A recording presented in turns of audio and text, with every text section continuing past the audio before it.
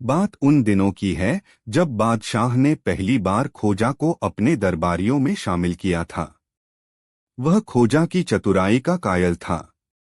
जिस मसले का हल वह हफ्तों में निकाल पाता था, खोजा उसे मिनटों में ही सुलझा देता था। एक ऐसा ही मसला एक दिन उसके दरबार में आया। शहर का एक ताजिर व्यापारी उसके पास पहुंचा और उससे फरियाद की, हुजूर, मैं एक ताजिर हूं। बाहर से माल खरीदकर अपने देश में बेच देता हूं। यही मेरी रोजी रोटी का जरिया है। इस बार मैं बलक से ताज़ा मसाले खरीदकर एक नाव से यहीं लाया था, लेकिन वह नाव वाला बेईमान हो गया है। वह अपना भाड़ा लेकर भी नाव से मेरा माल उतारने नहीं दे रहा है। कहता है कि यह माल मेरा है। अब आप ही इंसाफ कीजिए और मेरा माल उस बेईमान नाव वाले से दिलवाइए। ताजिर की बात सुनकर बादशाह ने खोजा की तरफ देखा, फिर वह खोजा से बोला, खोजा, मामला पेचीदा लगता है, तुम ही इस मसले को हल करो। खोजा ने उस व्यापारी के घर का पता ठिकाना लिख लिया और उसे विश्वास दिलाया कि यदि तुम सच्चे हो तो तुम्हारे साथ नाइंसाफी नहीं होगी। यह कहकर उसने उस ताजिर को विदा कर दिया। अगले दिन सुबह वेश बदलकर खोजा अपने एक साथी के साथ नदी किनारे जा पहुंचा। दोनों ने ताजिरों का वेश बनाया हुआ था। खोजा ताजिर बना हुआ था और उसका साथी उसका मुनि। जिस नाव में माल लदा था, उसके मालिक के पास पहुंच खोजा ने पूछा, क्यों भाई, क्या लदा है तुम्हारी नाव में? जनाब, मसाले हैं जिन्हें मैं कल ही बलक से खरीद कर लाया हूं। हम ताजिर हैं। जरा नमूना तो दिखाओ, यदि माल पसंद आया तो हम ही खरीद लेंगे। नाव वाले ने मसाले के नमूने दिखाए। खोजा बोला, माल तो ठीक ही लगता है, क्या कीमत लोगे माल की? 5,000 टका रुपया। ये तो बहुत ज्यादा है। सही कीमत बताओगे तो कुछ बात बने। आप क्या देना चाहते हैं? नाव वाले ने पूछा, 3,000 टका।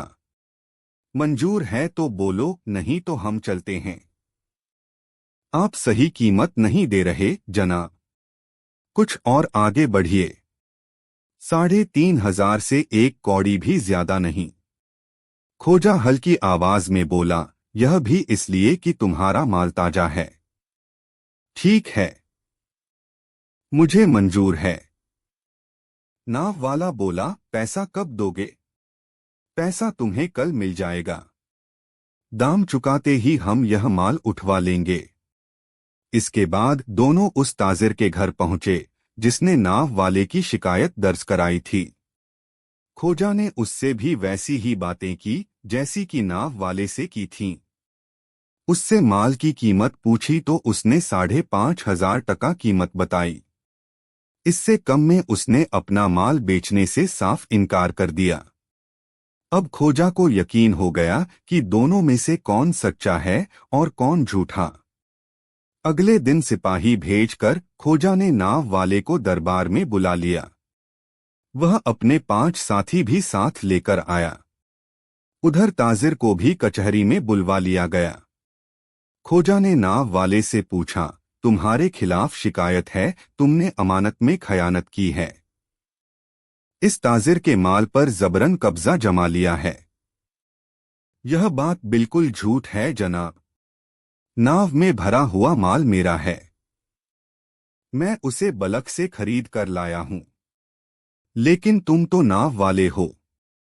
तुम तिजारत कब से करने लगे? खोजा ने तीखी आवाज में कहा।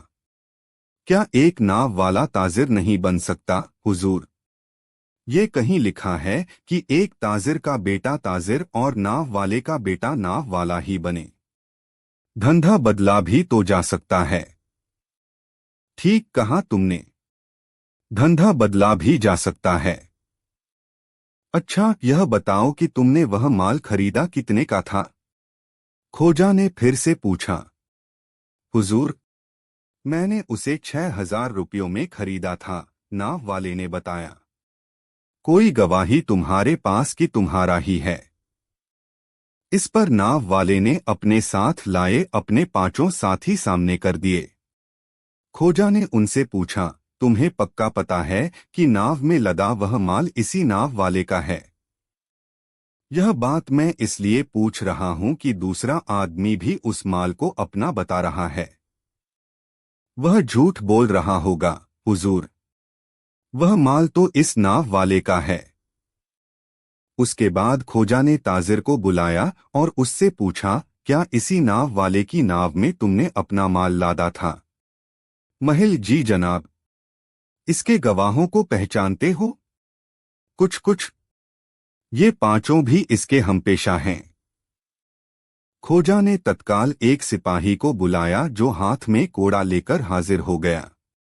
खोजा के संकेत पर उस सिपाही ने नाव के मालिक पर कोड़े बरसाने शुरू कर दिए। अभी उसे 5 कोड़े ही लगे थे कि वह चीखने लगा, रोकिए, इसे रोकिए हुजूर। मैं सच्चाई बताने को तैयार हूं। खोजा ने सिपाही को कोड़ा रोकने का इशारा कर दिया। सच कहा है किसी ने, खोजा बोला, मार के आगे भूत भी भागता है। अब जल्दी से सच्चाई उगल। नाव में लदा माल तेरा है या इस ताजिर का? ताजिर का। मेरे मन में बेईमानी समा गई थी हुजूर, मुझे माफ कर दिया जाए। और तुम्हें झूठी गवाही देने के कितने रुपए मिलते? खोजा ने उन 5 नाव वालों की ओर उंगली का संकेत करके पूछा। 20 रुपया हर एक को, एक गवाह ने बताया। खोजा ने बादशाह के हुक्म से उस नाव के मालिक को तो 1 साल की सजा सुनाई और उसके साथी गवाहों को झूठी गवाही के आरोप में 1 महीने की सजा सुनाई। व्यापारी को उसका माल सुरक्षित दिलवा दिया, जिसने खोजा को बहुत बहुत दुआएं दी। इस प्रकार वह मसला जो बादशाह से बहुत दिनों में भी न निपटता, खोजा ने 2 ही दिन में सुलझा दिया।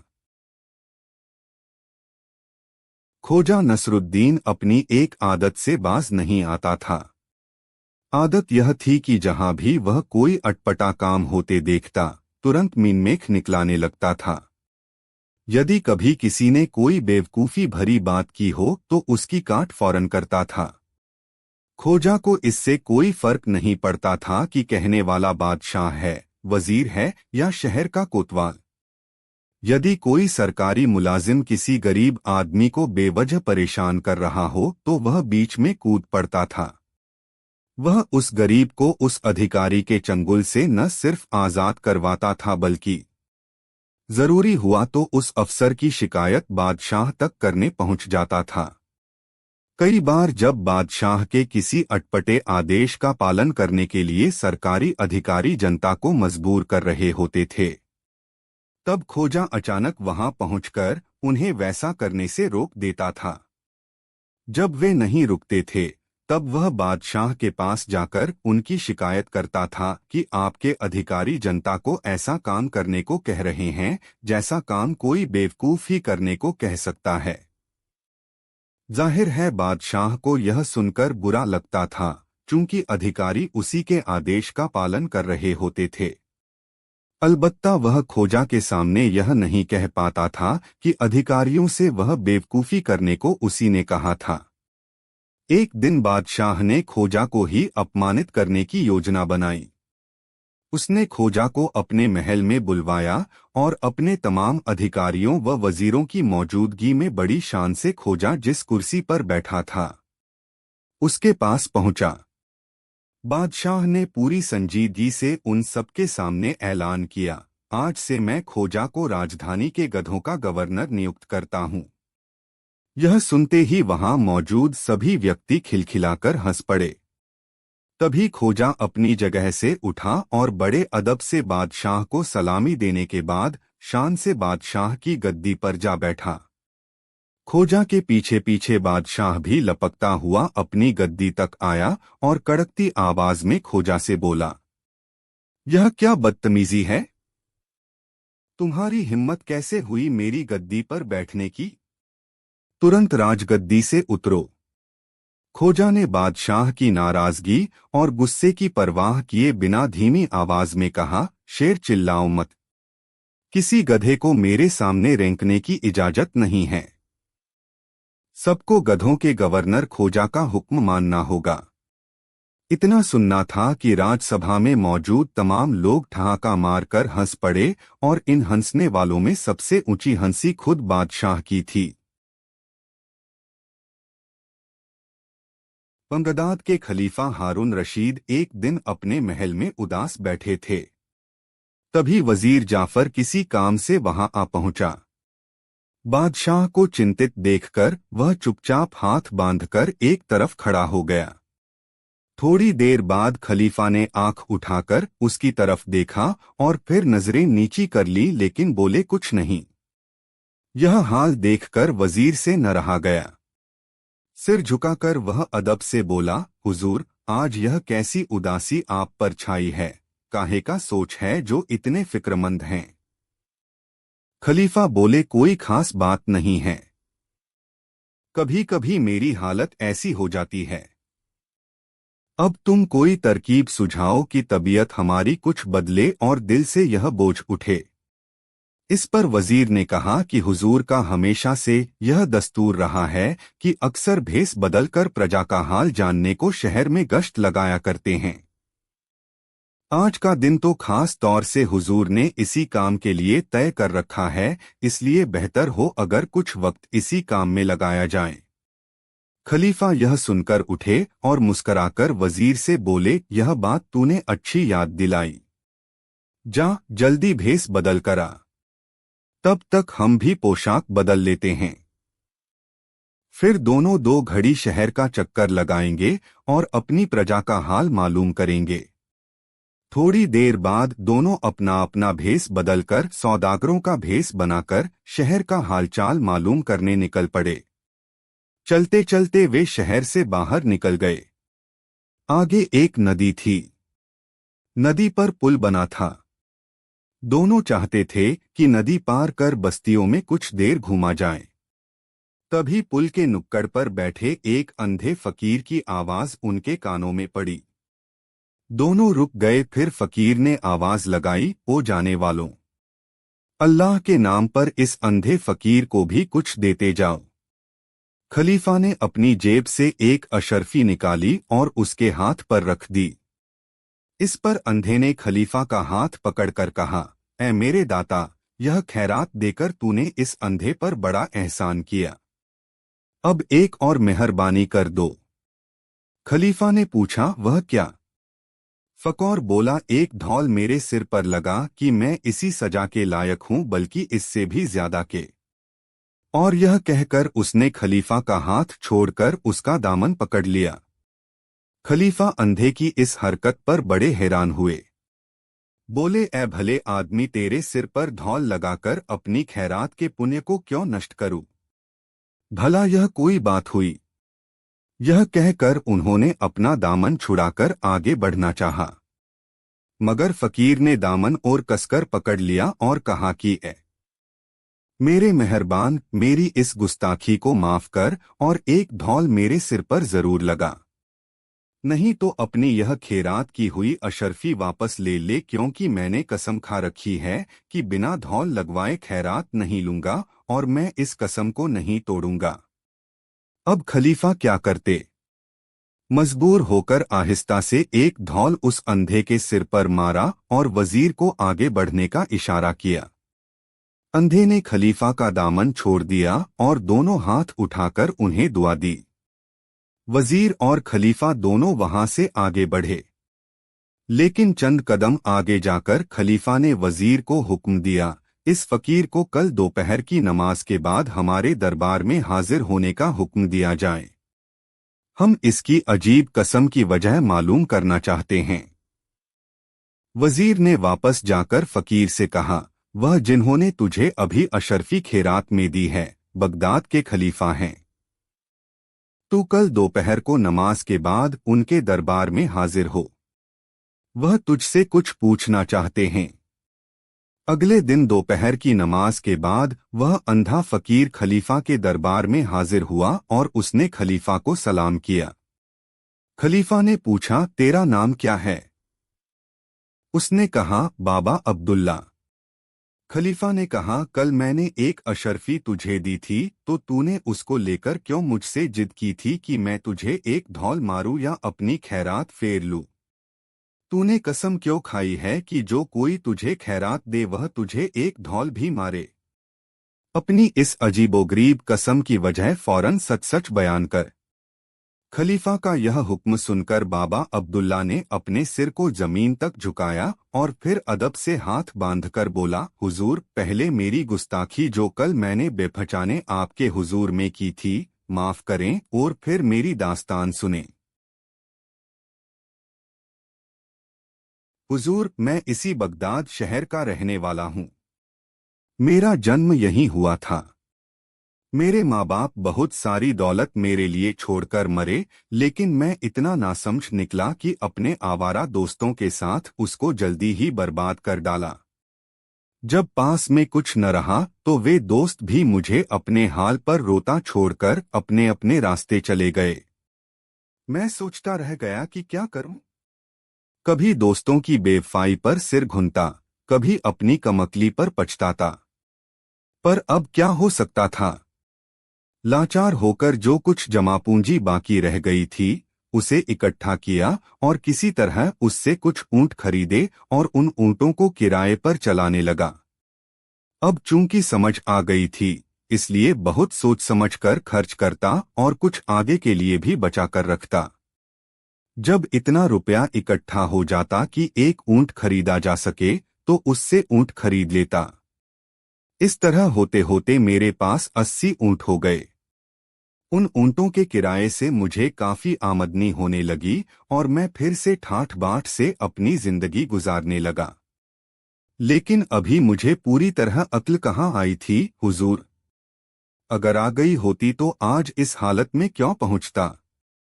इतना कहते कहते बाबा अब्दुल्ला की आंखों में आंसू आ गए।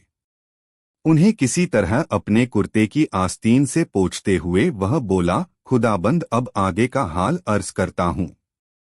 एक दिन का जिक्र है। मैं एक सौदागर का माल जहाज में लदवाकर अपने खाली ऊंटों को लिए बगदाद को लौट रहा था। रास्ते में क्या देखता हूं कि एक बहुत बड़ा हरा भरा चरागाह सामने है। मैंने सोचा, 2 घड़ी आराम कर लिया जाए। इतनी देर में ऊंट भी अपने पेट भर लेंगे और मैं भी थोड़ा आराम कर लूंगा। यही सोचकर मैंने ऊंटों को उस चरागाह में चरने के लिए छोड़ दिया। खुद एक पेड़ के साए में आराम करने के लिए लेट गया। इतने में एक फकीर जो बगदाद से पैदल चला आ रहा था वहां आ पहुंचा। वह उसी पेड़ के नीचे आकर मेरे पास बैठ गया। हम दोनों में दुआ सलाम हुई। फिर आपस में बातचीत होने लगी। थोड़ी देर बाद मैंने खाना निकाला, खुद खाया और फकीर को खिलाया।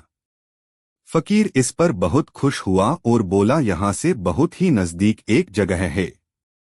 वहां पर एक छिपा खजाना है जिसमें बेशुमार दौलत है। इतनी बेशुमार कि अगर तुम उससे अपने सारे ऊंट भी भर लो तो भी ऐसा लगे कि खजाना ज्यों का त्यों है। यह सुनकर मैं बहुत खुश हुआ और फकीर से बोला, आप तो फकीर हैं, खुदा से लो लगाए हैं, इसलिए दुनिया की दौलत से आपको क्या लेना देना, लेकिन मैं हूं दुनियादार आदमी। मेहरबानी करके मुझे उस खजाने का अतापता बता दीजिए।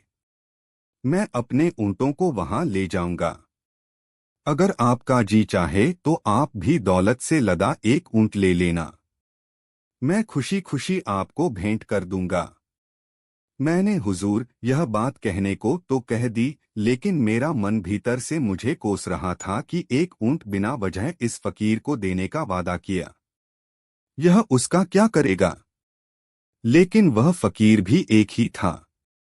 बोला, वाह, एक ऊंट के लिए मैं तुम्हें इतने कीमती और बड़े खजाने का पता क्यों बतलाऊं? हाँ, एक सूरत में उस खजाने का पता बता सकता हूं कि तुम सब ऊंट मेरे साथ ले चलो। उस खजाने से उन्हें भर लाएंगे। फिर उन 80 ऊंटों में से आधे तुम्हारे आधे हमारे। अगर मेरी यह शर्त तुम्हें मंजूर नहीं तो तुम अपनी राह लगो और मैं अपना रास्ता पकड़ता हूँ।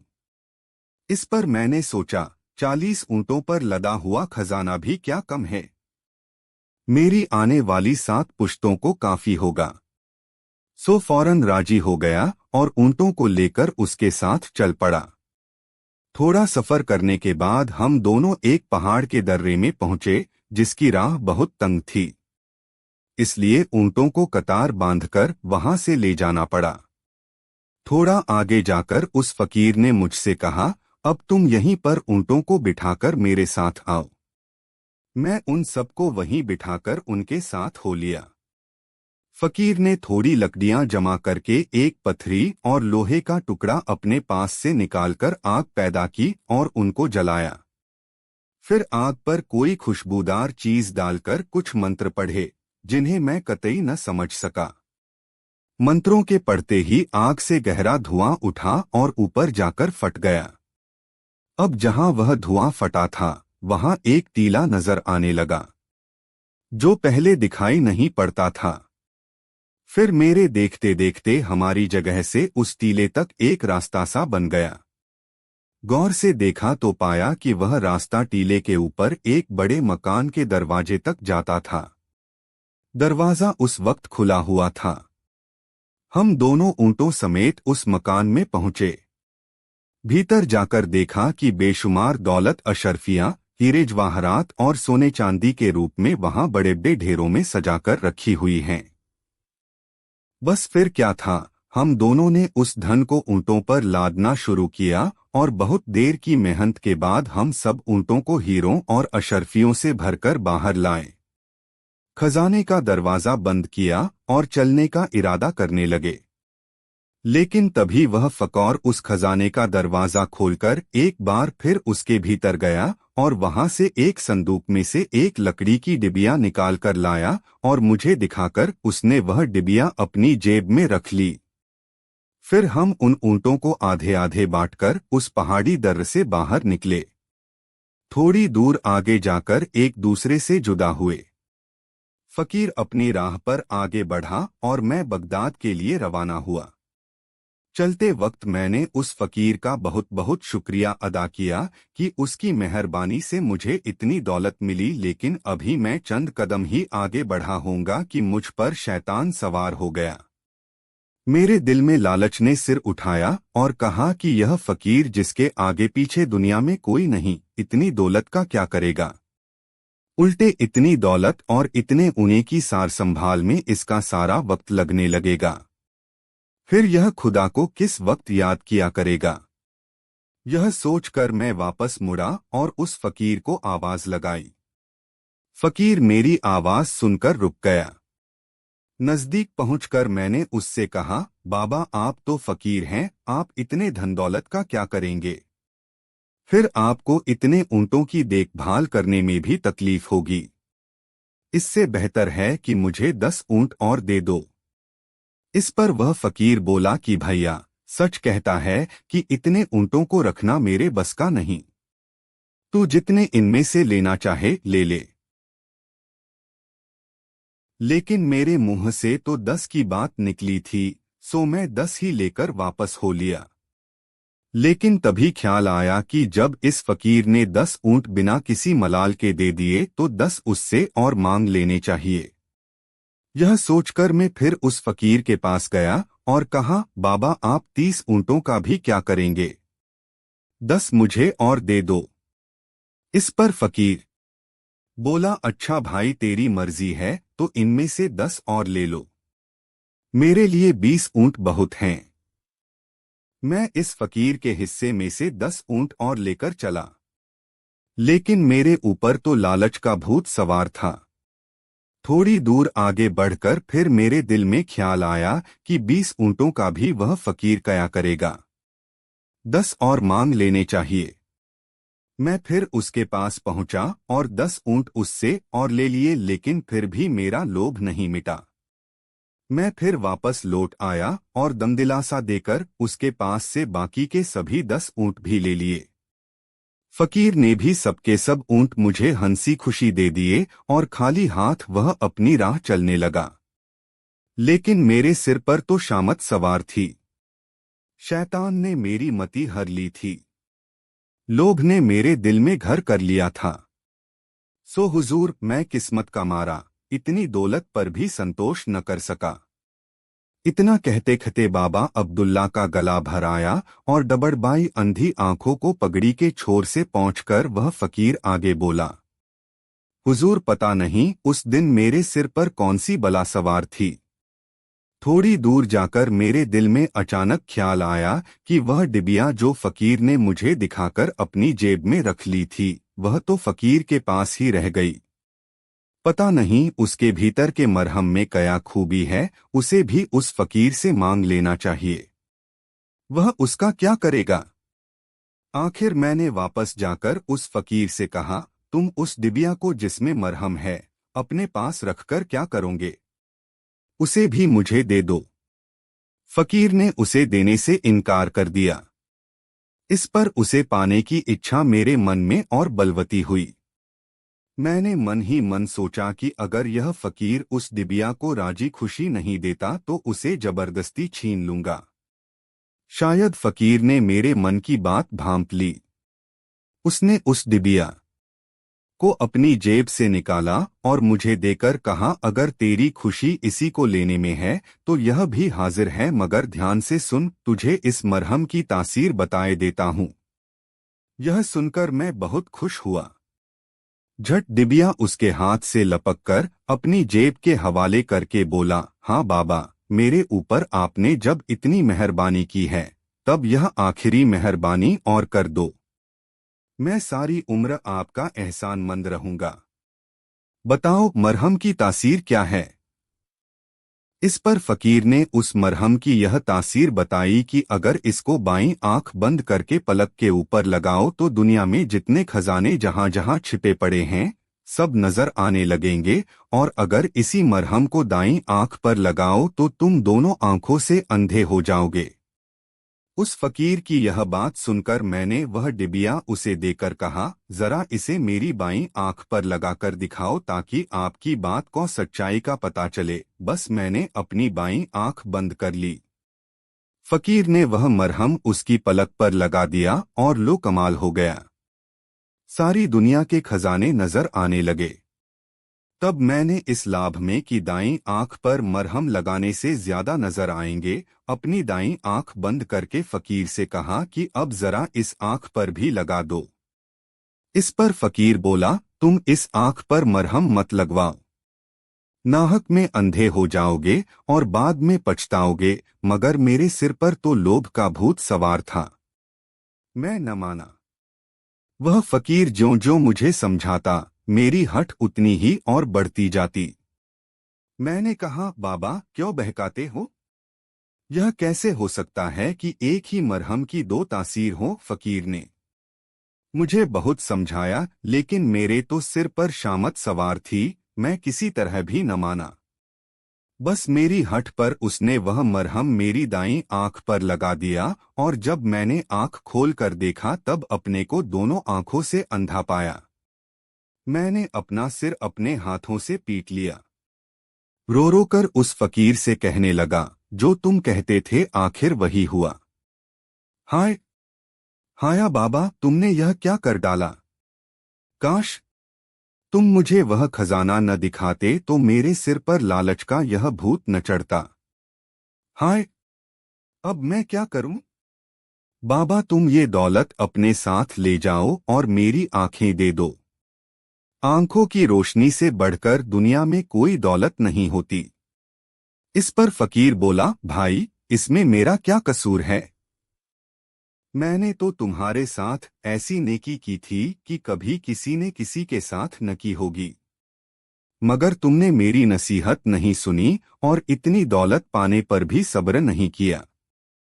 मैंने जो कुछ किया और कहा उसे फरेब समझा। अब तुम्हें इसकी सजा भुगतनी ही होगी। इससे बचने का कोई उपाय नहीं।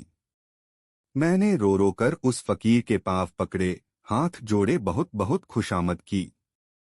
लेकिन फिर उसने मेरी किसी बात का जवाब नहीं दिया। वह मुझे उसी हालत में रोता बिखलता छोड़कर धनदौलत से लदे वे 80 ऊंट अपने साथ लेकर पता नहीं किस तरफ रवाना हो गया। मैंने चिल्ला चिल्ला कर उससे यहाँ तक कहा कि कम से कम मुझे अपने साथ शहर तक तो ले चलो, लेकिन उसने मेरी एक नहीं सुनी। बस मैं रोता भटकता उस जंगल में जहां तहां फिरने लगा। ये तो मेरे अच्छे भाग्य थे कि एक काफिला उन्हीं जंगलों से गुजर रहा था। मैं उसी के साथ बगदाद आ गया। यहाँ मुझ अंधे को कौन पहचानता, कौन मेरी बात का यकीन करता।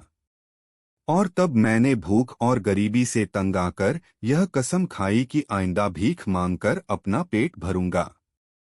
जो कोई मेरे हाल पर तरस खाकर भीख देना चाहेगा, उसे मेरे सिर पर एक धौल भी मारना होगा, नहीं तो वह भीख मैं नहीं लूंगा। और तब से हुजूर, बस इसी तरह 20 सालों से मैं भीख मांगकर किसी तरह अपना पेट भरता हूँ। यही वजह थी खुदाबंद कि कल मैंने आपकी शान में भी गुस्ताखी की। उम्मीद है जहां पनाह मेरी यह दास्तान सुनकर मुझे माफ कर देंगे। इतना किस्सा कहकर बाबा खामोश हो गया और खलीफा हारून रशीद बोले, बाबा, तुम्हारे लालच की सजा तुम्हें मिल रही है। शायद खुदा की यही मर्जी है, लेकिन हमें तुम्हारी दास्तान सुनकर बड़ा दुख पहुंचा है। हमें तुम्हारे साथ बहुत हमदर्दी है। हम तुम्हें आंखें तो नहीं दे सकते, लेकिन इतना जरूर कर सकते हैं कि तुम्हें आइंदा भीख न मांगनी पड़े। इतना कहकर खलीफा ने अपने वजीर को हुक्म दिया कि बाबा अब्दुल्ला की गुजरबसर का माकूल इंतजाम आइंदा शाही खजाने से किया जाए। यह कहानी सुनाकर खोजा ने बादशाह से पूछा, आलीजा, कैसी लगी यह कहानी?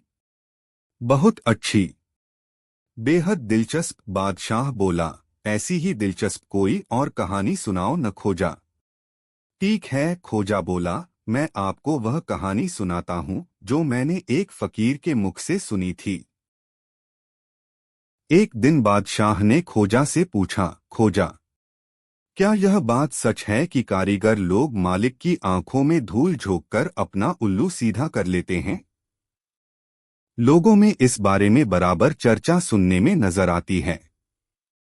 खोजा बोला, जहां पना, यह तो आंखों देखी कानों सुनी बात है। जो जिस काम को करता है वह उसमें निपुण हो ही जाता है।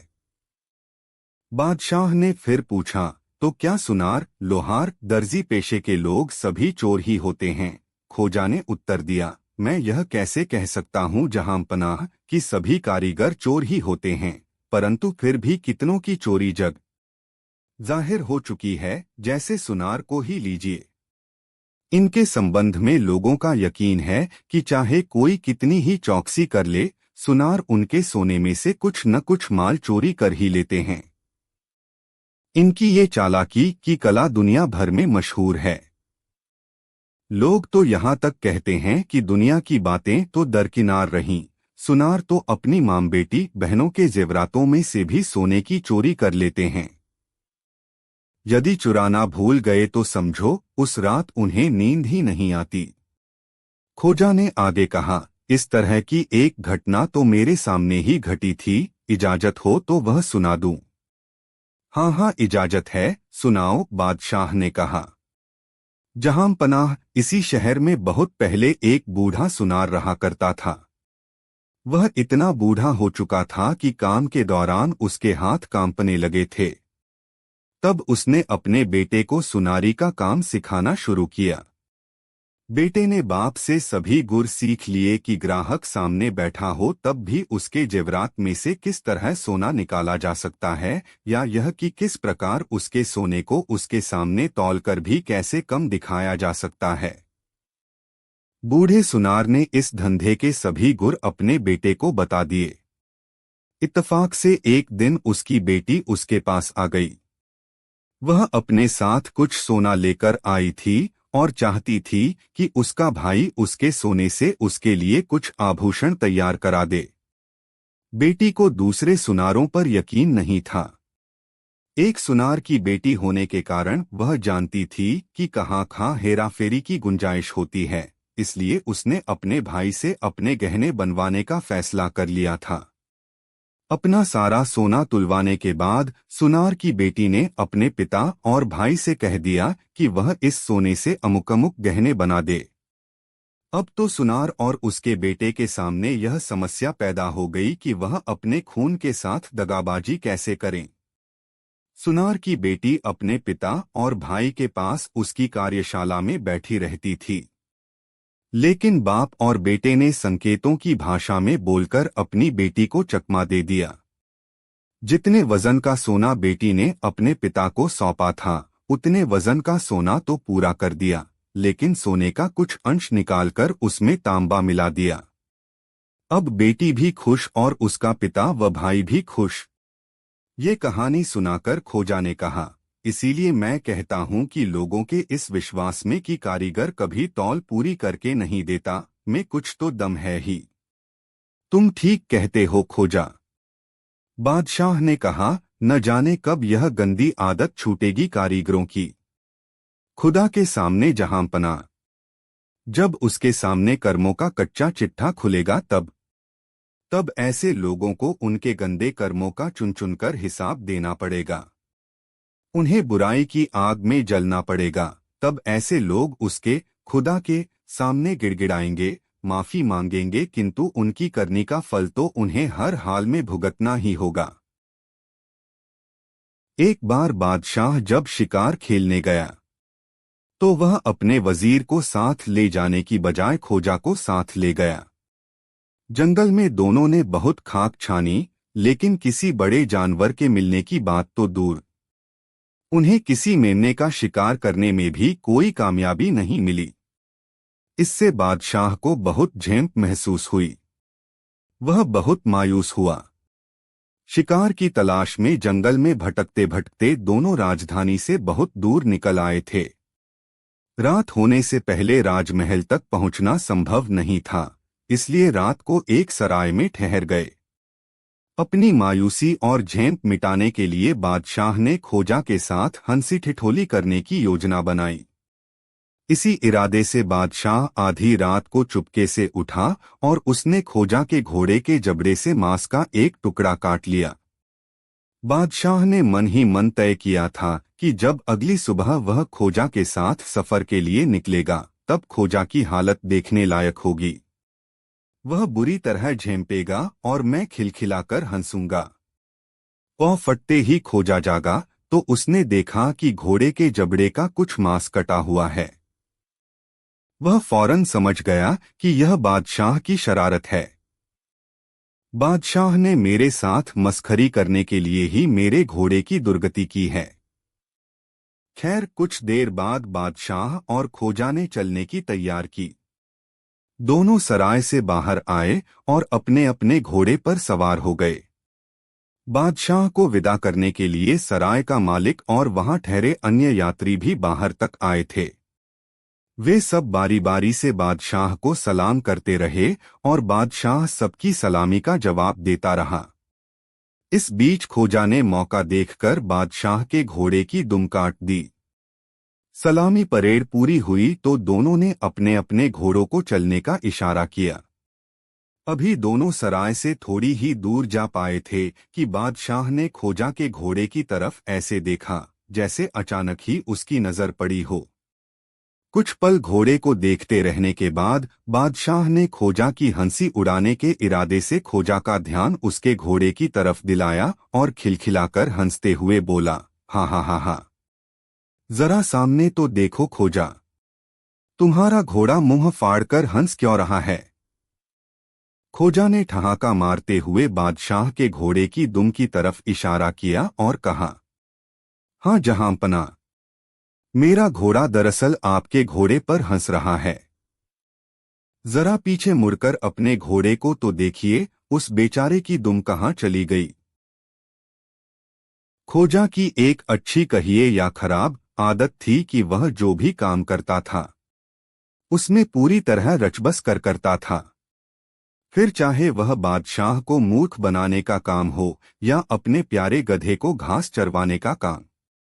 खोजा के अड़ोसी पड़ोसी और दोस्त ही नहीं, उसका नेक और प्यारा समझदार गधा तक जानता था कि जब खोजा किसी काम में व्यस्त हो तो न तो उसके आसपास मंडराना चाहिए और न ही उससे कोई और बात कहनी चाहिए, चूंकि ऐसे मौकों पर कही गई कोई और बात खोजा के कानों तक तो पहुंचना दूर की बात, उसे अपने गधे के रेंकने की आवाज तक सुनाई नहीं देती थी। फिर भी ऐसे कई सिरफिरे खोजा से टकरा ही जाते थे जो उसे किसी और काम में व्यस्त होते देखकर भी अपनी राम कहानी कहने से चूकते नहीं थे, या जब वह किसी काम में लगा हो तब उसके आसपास मंडराने से बाज नहीं आते थे। उस बार भी कुछ ऐसा ही हुआ। खोजा अपने किसी दोस्त को चिट्ठी लिख रहा था। इतने में एक आदमी दबे पांव उसके पास आ पहुंचा और चुपचाप उसके पीछे खड़ा होकर चोरी से चिट्ठी पढ़ने लगा। खोजा को इस बात का पता चल गया। उसे उस आदमी की यह एक बेजा हरकत लगी, लेकिन उसने न तो टोका और न दूर हटने को कहा। उसे उम्मीद थी कि आने वाला आदमी खुद ही समझ गया होगा कि वह एक गलत काम कर रहा है, इसलिए वह बहुत जल्दी उससे दूर हट जाएगा। काफी देर हो गई, लेकिन उस नासमझ ने खोजा के पीछे से हटने की समझदारी नहीं दिखाई। तब खोजा ने उसे सबक सिखाने की एक योजना बना ली। उसने खत लिखना जारी रखा, लेकिन खत में जो लिखना शुरू किया वह इबादत कुछ इस प्रकार थी। मेरे प्यारे दोस्त, मैं तुम्हें बहुत कुछ लिखना चाहता हूं, लेकिन इस वक्त मेरे पीछे एक बदतमीज और बेशर्म आदमी खड़ा है जो चोरी से मेरा खत पढ़ रहा है। यह पढ़ते ही वह आदमी बौखला गया और खोजा के सामने आकर एतराज करने लगा। तुम मुझे गालियां क्यों दे रहे हो खोजा? मैंने तुम्हारी चिट्ठी कब पढ़ी? खोजा बोला, ओह, तुम तो बदतमीज ही नहीं, जरूरत से ज्यादा अक्लमंद भी मालूम होते हो। तुमने मेरी चिट्ठी नहीं पढ़ी तो तुम्हें कैसे पता चला कि मैं चिट्ठी में तुम्हारी बुराई लिख रहा हूं? क्या तुम बिना पढ़े केवल किसी के हाथ चलाने के ढंग से ही यह समझ जाते हो कि सामने वाला क्या लिख रहा है? अगर तुम वाकई इतने समझदार हो तो तुम्हें यह भी समझ होनी चाहिए कि कभी किसी दूसरे का खत नहीं पढ़ना चाहिए, इससे पहले कि खोजा उसे उसकी बेजा हरकत के लिए और शर्मिंदा करे। उसने खोजा के पास से भाग खड़ा होने में ही अपनी भलाई समझी। एक दिन खोजा ने बादशाह के सामने एक गवैये की बड़ी तारीफ की और कहा, बादशाह सलामत, ऐसा सितार बजाने वाला आपके राज्य में दूसरा कोई नहीं है। बादशाह ने कहा, ठीक है, कल उसे हमारे दरबार में हाजिर करो। कल उसका भोजन हमारे साथ ही होगा। दूसरे दिन दावत का प्रबंध था। सभी बड़े बड़े अमीर उमराव आए थे। खोजा भी पहुंचा। साथ में बादशाह का पुराना सफाई कर्मचारी था। जब सब लोग खाने पर बैठे तो बादशाह ने सितार वादक को सामने आने को कहा। खोजा के संकेत पर सफाई कर्मचारी सामने आया। उसे खाली हाथ देखकर बादशाह ने उससे कहा, तुम्हारा सितार कहाँ है, लाए क्यों नहीं? उसने उत्तर दिया, हुजूर, खोजा ने मुझे यहाँ दावत खाने के लिए शामिल होने को कहा था। मेरा सितार खाना नहीं खाता, फिर वह खाने के समय यहाँ क्यों आता? बादशाह ने बहुत शर्मिंदगी महसूस की, लेकिन उसने उस सफाई कर्मचारी से पूछ ही लिया, सच बताओ, ऐसा करने के लिए तुम्हें किसने कहा था? सफाई कर्मचारी मुंह से तो कुछ न बोला, चुपचाप अपनी उंगली खोजा की तरफ उठा दी। एक बार खोजा से बातें करते हुए बादशाह को कुछ नई बातें जानने की इच्छा हुई। उसने अपना दायां हाथ आगे करके खोजा से पूछ लिया, खोजा, ये तो बताओ कि हथेली पर बाल क्यों नहीं उगते? खोजा ने तपाक से उत्तर दिया, जहांपना, आप इसी हाथ से तो दीनहीन और विद्वानों को दान दिया करते हैं। उन पैसों की रगड़ से आपकी हथेली पर बाल नहीं उगते। अच्छा, ऐसी बात है तो फिर तुम्हारी हथेली पर बाल क्यों नहीं उगते?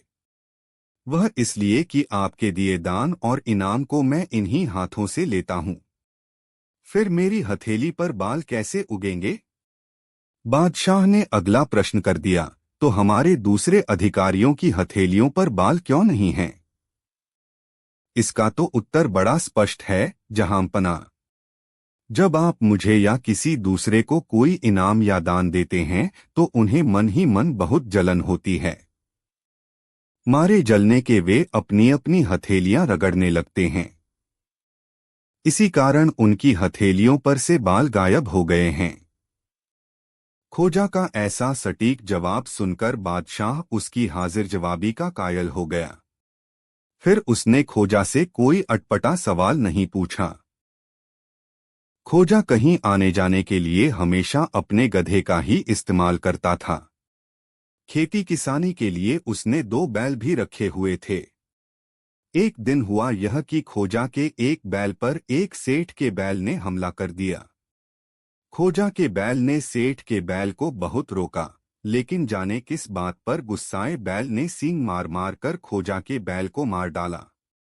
खोजा के तो जैसे अपने बैल के साथ ही प्राण निकल गए। बिना 2 बैलों के खेती नहीं हो सकती थी, और फिर दूसरा बैल खरीदने के लिए उसके पास रकम नहीं थी। जिस बैल ने खोजा के बैल की हत्या की थी, खोजा ने उस बैल के मालिक से कहा कि या तो वह उसे एक बैल खरीद कर दे या फिर कुछ दिनों के लिए अपना बैल उधार दे दे, जिससे कि खोजा अपने खेत जोत सके। सेठ ने खोजा की एक भी बात मानने से इनकार कर दिया। तब खोजा इंसाफ मांगने के लिए काजी के पास गया। काजी ने बड़े ध्यान से खोजा की दलीलें सुनी, उसे भरोसा दिलाया कि उसकी अदालत में खोजा को इंसाफ मिलेगा। काजी ने सेठ को तलब किया। सेठ की दलीलें सुनने के समय खोजा को अदालत से बाहर रहने को कहा गया। खोजा का माथा तो ठनका, फिर भी वह काजी की हिदायत को मानते हुए अदालत से बाहर चला गया। इधर खोजा बाहर गया, उधर सेठ ने काजी को पाठ पढ़ाना शुरू कर दिया। जब सेठ की गवाही पूरी हो गई तब काजी ने फिर से खोजा को तलब किया। खोजा तो अदालत के बाहर बैठा इसी पल का इंतजार कर रहा था। वह तुरंत अदालत में हाजिर हो गया। खोजा के आते ही काजी बोला, दोनों पक्षों को सुनने के बाद अदालत इस निर्णय पर पहुंची है कि खोजा को मुआवजे के तौर पर 10 रुपए देने होंगे। खोजा हैरान। एक तो उसी का बैल मरा। सेठ के बैल ने बेवजह उसके बैल पर हमला किया और उसके प्राण लेकर ही हटा। इस पर काजी उसी पर जुर्माना कर रहा है। मायूस होकर खोजा ने कहा, पर काजी साहब, यह तो बताइए कि मेरा ही बैल मरा और अब मुझे ही मुआवजा देना पड़ रहा है। काजी बोला, सेठ जी के बैल ने तुम्हारे बैल को मारने के लिए काफी ताकत लगाई। 10 रुपए उसका मेहनताना है। काजी की बात अभी पूरी भी नहीं हुई थी कि खोजा ने उसके मुंह पर एक थप्पड़ जड़ दिया और बोला, काजी साहब, आपके मुंह पर थप्पड़ मारने के लिए मुझे काफी ताकत लगानी पड़ी है। मेहनताने के तौर पर आप उस सेठ को दे दीजिए। एक बार बादशाह ने खोजा नसरुद्दीन को अपना अंगरक्षक बना लिया। उसने हिदायत दी कि जब भी मैं यहाँ रहूं, तुम हरदम मेरे साथ रहा करो।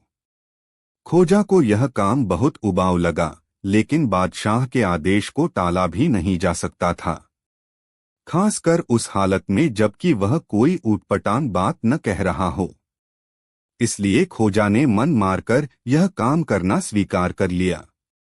एक दिन बादशाह के पास बड़े मौलवी आने वाले थे।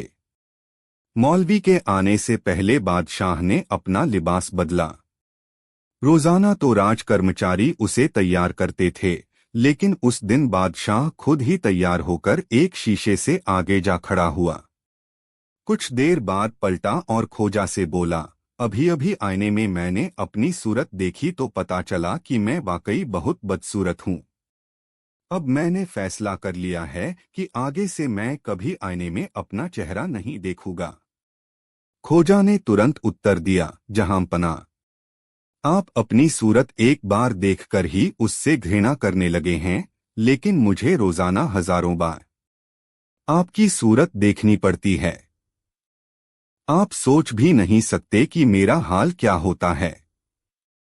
इससे पहले कि बादशाह खोजा की बात ठीक से समझता और उस पर गुस्सा होता, खबर मिली कि मौलवी साहब महल में पधार चुके हैं।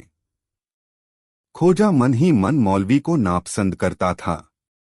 उसने कई लोगों के मुंह से यह सुना था कि मौलवी खुदा के खौफ के नाम पर लोगों को डराकर उनसे अपनी सेवाठल करवाता है, किसी से भी कोई चीज ले लेता है और उसकी कीमत नहीं चुकाता, गरीबों को अपने से दूर रखता है और अमीरों की खैरखबर लेने के लिए उनकी हवेलियों के चक्कर लगाता रहता है। फिर भी खोजा को बादशाह के साथ उसकी अगवानी के लिए बाहर आना पड़ा और आदर सहित उसका स्वागत सत्कार करना पड़ा। मौलवी ने अपनी आदत के अनुसार बादशाह को ढेरों आशीर्वाद दिए और लगे हाथों खोजा पर भी उपकार करने की नीयत से खोजा से पूछा, मरने के बाद तुम बहिश्त में जाना चाहते हो या दोजख में? जवाब देने से पहले खोजा ने उल्टा सवाल पूछ लिया, मौलवी साहब पहले आप फरमाइए, आप कहाँ जाना चाहते हैं? थोड़ी देर चुप रहने के बाद मौलवी ने जवाब दिया, मैं जिंदगी भर दूसरों की भलाई करता रहा हूँ और ईमानदारी से खुदा के बताए रास्ते पर चलता रहा हूँ, इसलिए मैं जरूर बहिश्त में जाऊंगा। यह सुनते ही खोजा फौरन बोल पड़ा, तब मैं दोजख में जाना चाहता हूँ, जहाँ आप रहे वहाँ मैं हरगिज नहीं रहना चाहता।